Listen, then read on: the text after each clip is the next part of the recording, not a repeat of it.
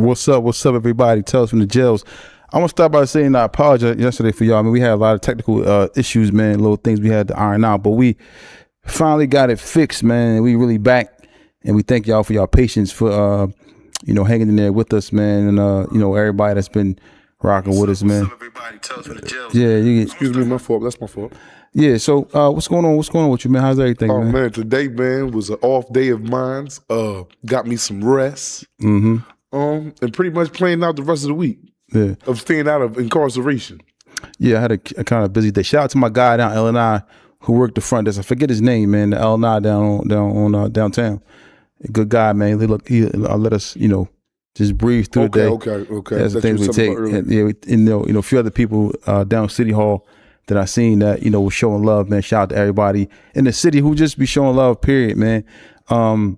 I know I was speaking about something yesterday. We were speaking about Amin Hurst and the interview and the backlash that we got behind that. Like, I just want to say is to put this out there. Nobody was glorifying the fact that of what he did.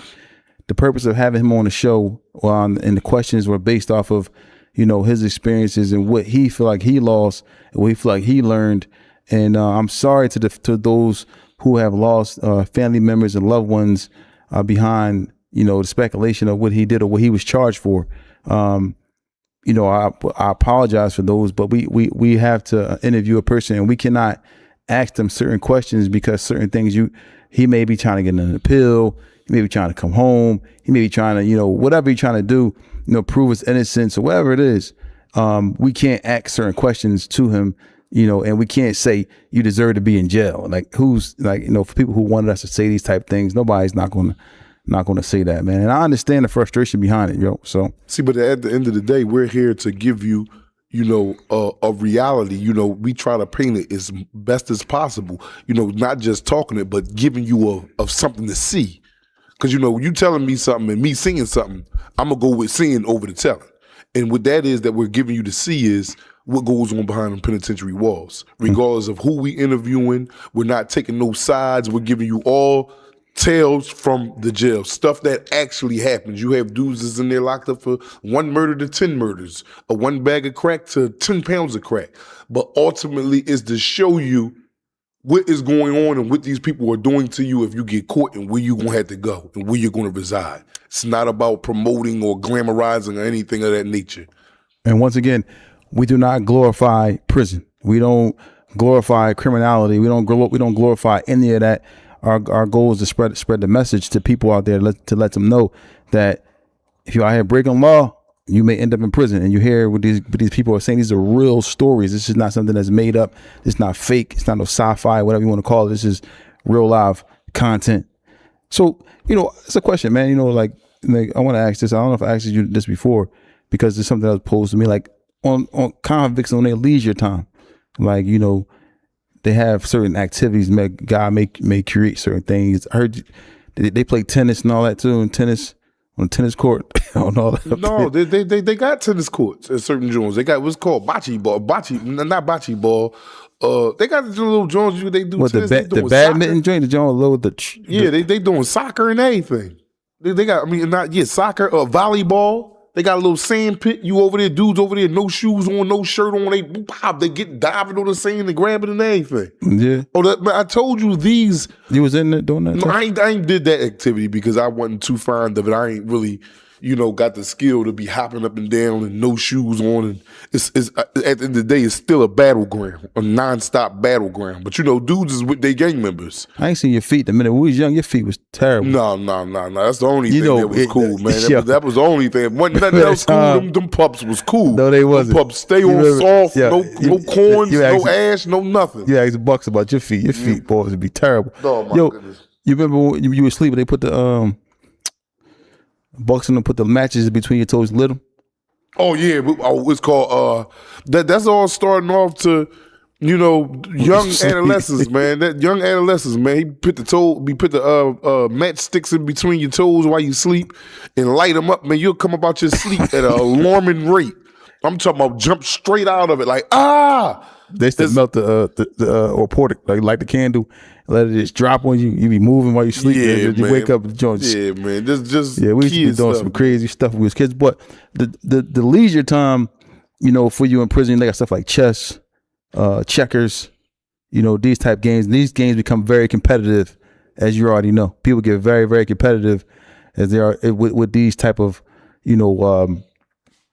activities. So to a point where it becomes like a skill to try to prove who's the best inside the prison system, right? Exactly. That's all it is all day long. Every time you see a sport, a chess game, a card game, dudes is playing that to win. Ain't nobody playing just to pass time. They're passing time, but they're playing to win. It's about the bravado, like I'm the champion. Like you already, when dudes get to pulling out the chessboard, you might have a dude holler from over there, like, y'all know y'all don't want to see me, but y'all keep that joint over. You know what I'm saying? So it's everybody. The competitiveness is on a beam. And you spoke about now. You spoke about the basketball courts and stuff being like real competitive, right? Yes. And they can lead to like fight and altercation. Is that the same thing with the chessboard, domino board, and stuff like that? What happened there? Like you said that, the basketball, court causes a lot of ruckus, right? Mm-hmm. A lot of fights, a lot of things go on in the basketball court. Is this the same thing that happens with the chessboards and the checkerboards and the dominoes and stuff like that?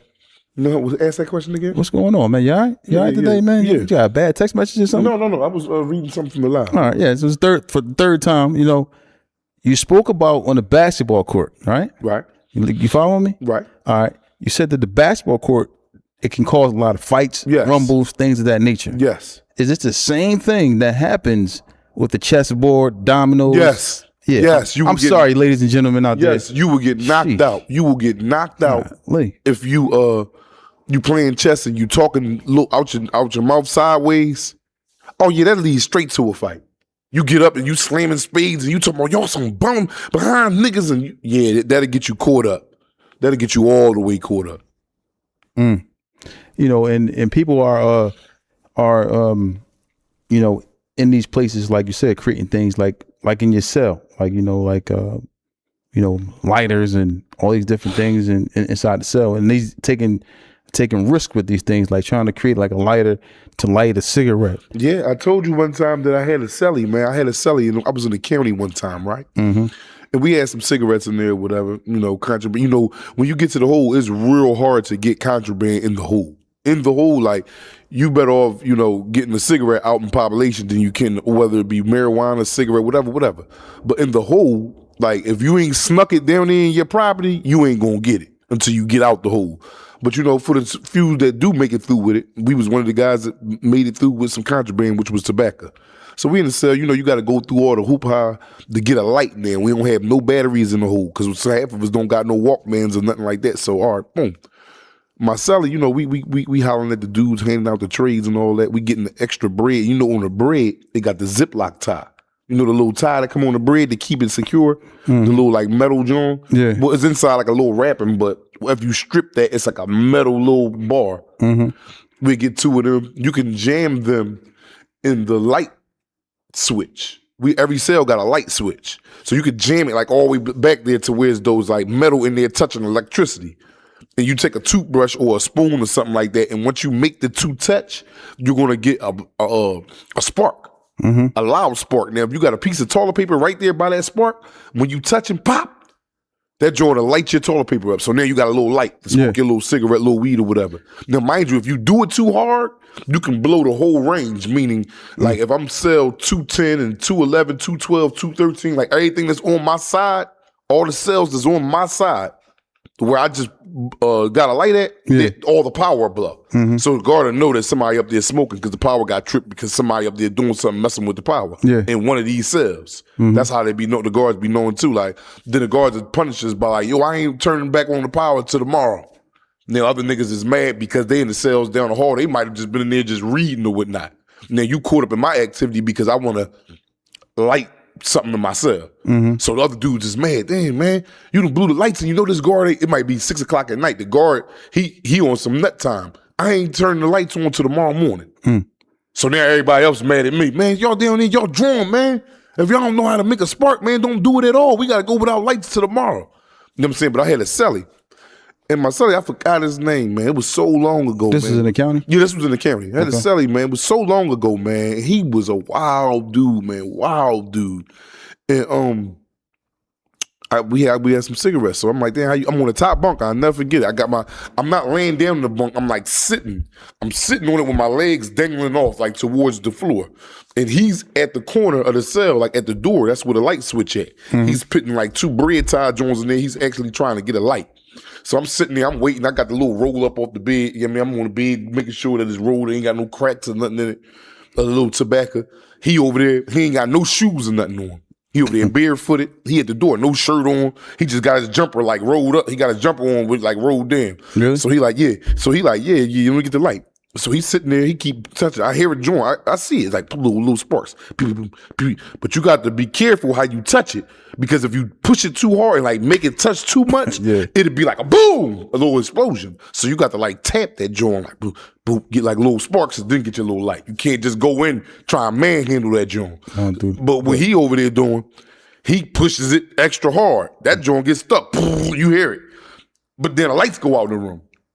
So then you hear niggas banging on the door, yo, who blew the lights? Who blew the light? But it's quiet as shit. And so I'm like, damn, man, you done blew the lights. You drawn. I told you not to. Now, mind you, these lights is bright like how this camera, I mean, how these lights is on us at the studio. And like these lights, once you turn these lights off, your eyes got to get adjusted to the dark to start seeing little images.